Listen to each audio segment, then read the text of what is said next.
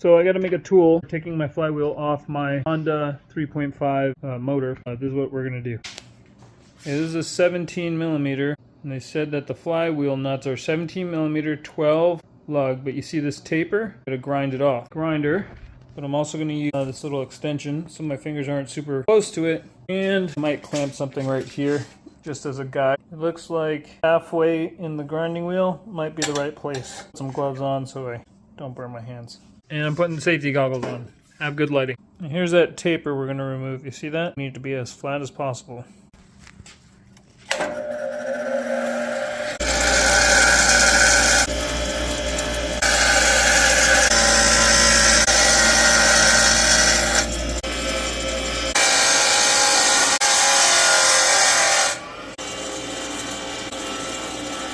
Closer, but it's not.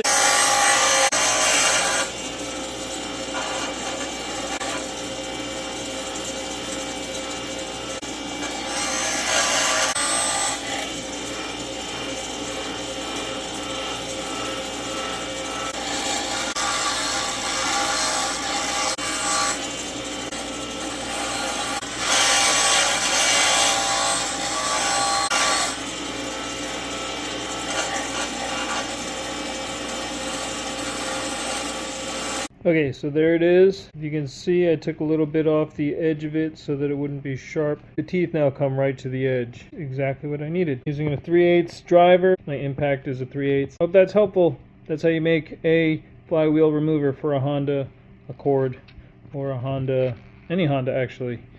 Alright, peace.